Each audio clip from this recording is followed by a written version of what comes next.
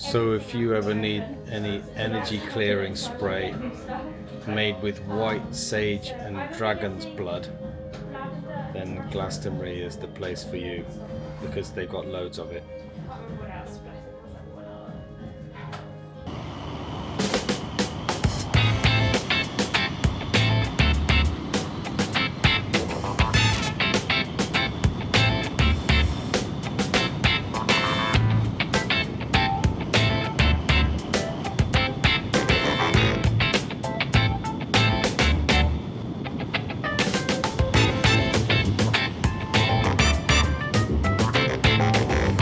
Well, it looks extremely busy out today. Seems that everybody's out for a spin. Just need to be extra vigilant in the traffic, don't we? I don't know what's going on here, but I'm gonna go now. All a little bit crazy. But hey, that's all good.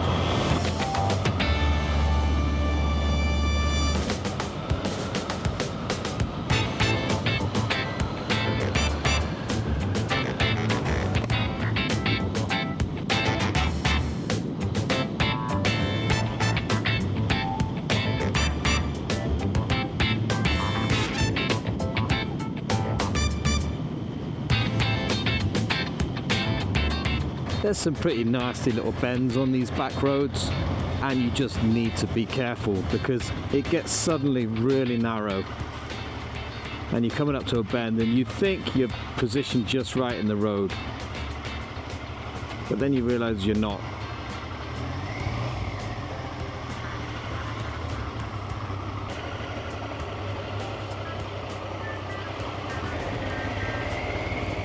So yeah, on our way to Glastonbury, through the beautiful little back lanes of Somerset, which I love riding.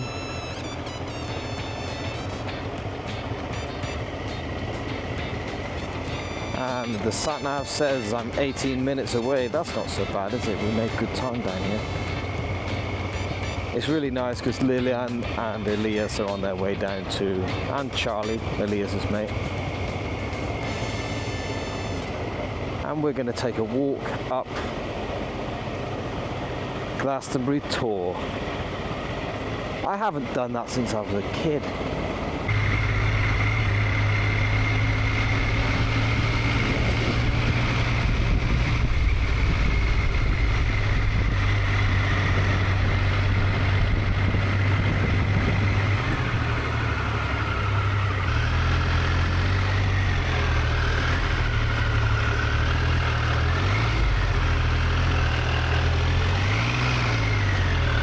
Motorcycle parking. I love it when that happens. I just love that. Thank you for being so kind.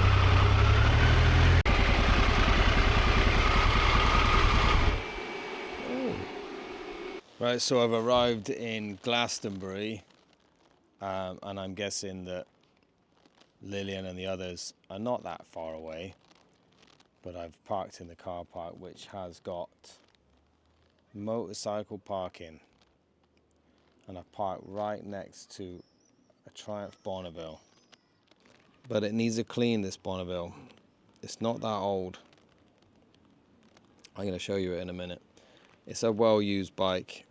I think it lives outside most of the time. We'll have a look.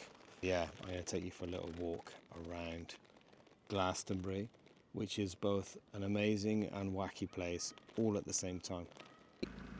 This one's not had as much love as it should have had, or maybe it's had loads of love and been used a lot.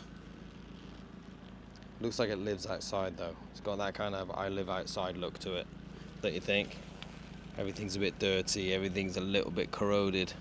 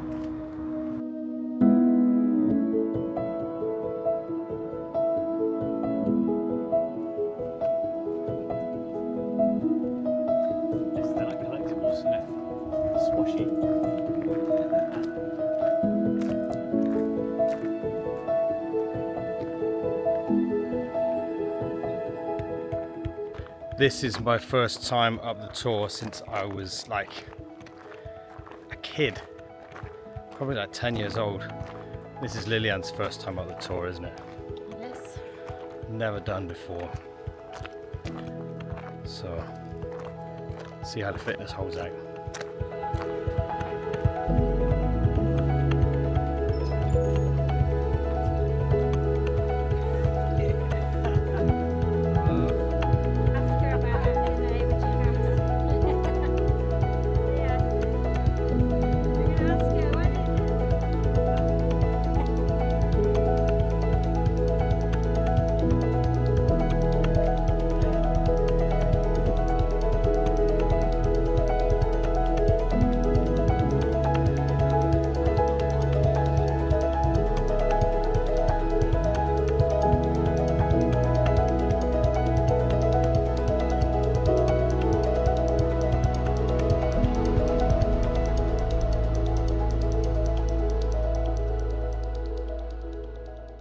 So I made it up here to Glastonbury Tor.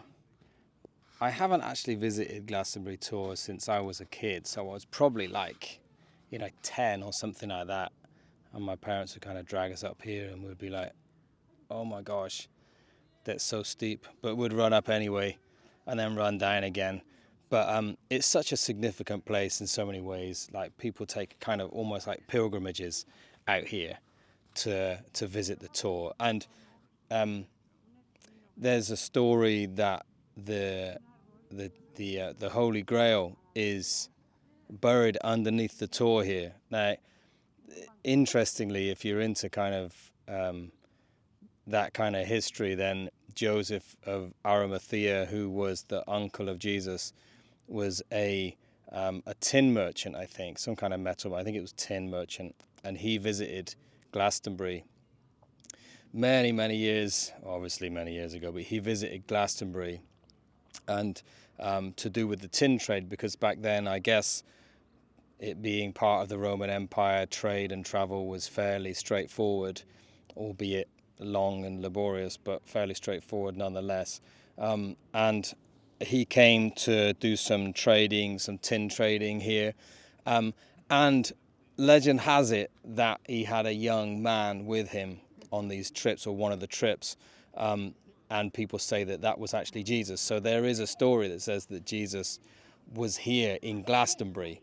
Now we know for sure that Joseph of Arimathea was here in Glastonbury because he came back and settled here and buried the chalice somewhere. They believe the chalice was used in the Last Supper and also was used to gather a few drops of Jesus's blood when he was crucified. And this is how the story goes. And he bought that chalice here. And the hill on the other side that you walk up is called Chalice Hill. And they think that it was potentially buried there or buried here underneath the Tor. So people come up, while we've been here now, people come up and they kind of pray. And it's a very, for some people, it's a very spiritual thing to come to Glastonbury and go up the Tor. And so, yeah, it's when I was a kid, obviously when you're a kid, you never think about this stuff, do you? You just kind of run around and run amok. But coming back and realizing that this is a place that people really take seriously is quite special, actually. It's quite special. So, yeah, I'm enjoying this. This is lovely. And the weather's beautiful and the scenery is fantastic. And you can see for miles and miles and miles.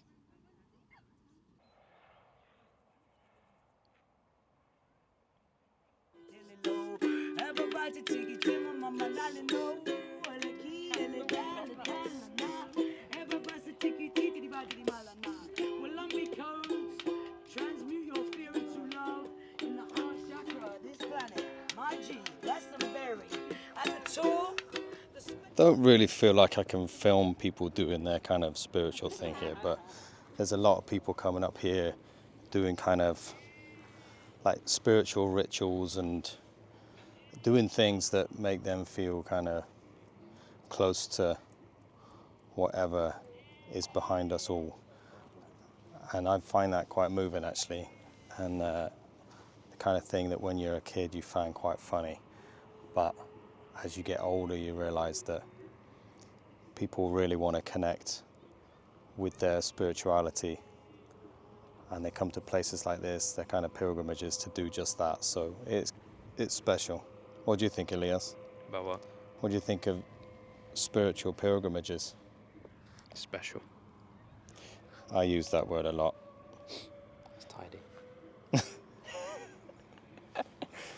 Now, I'm trying to figure out where the festival site is, because obviously Glastonbury is famous for many things, one of them being probably the most influential music festival in the world. And I know that the festival only just ended, but the pyramid stage stays up permanently throughout the year, so you should be able to see it from here.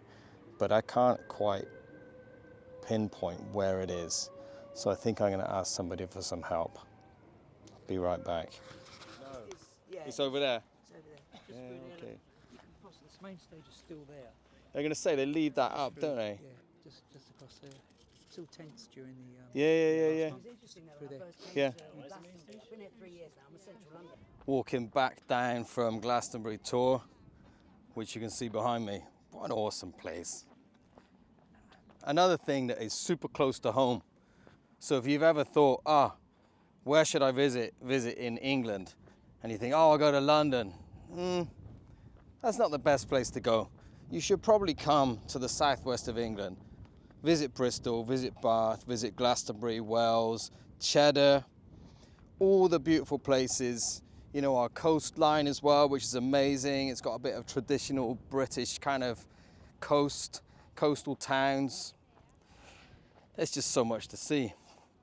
So really, I should be kind of probably getting paid for doing an advert for visiting the West Country and enjoying some of the West Country. Another thing that comes from the West Country when you come here is cider.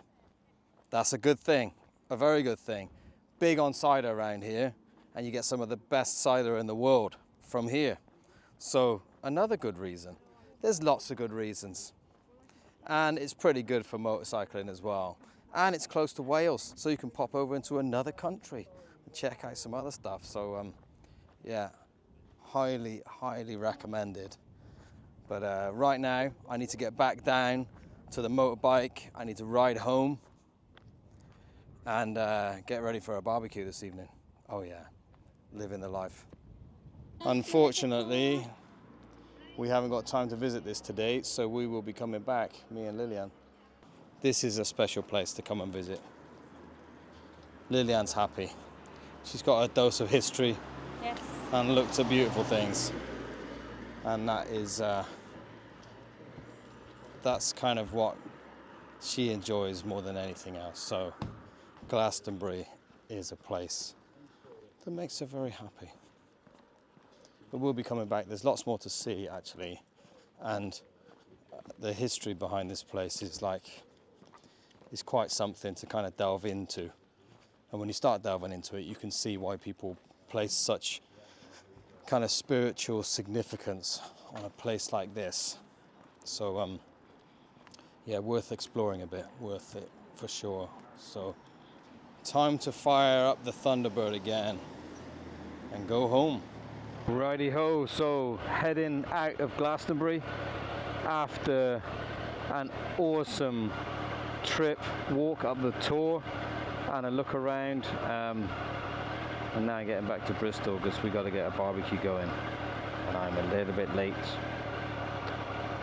Ooh, right, I really have got to make a move.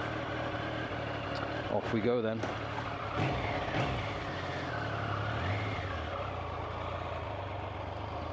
Oh, this is lush.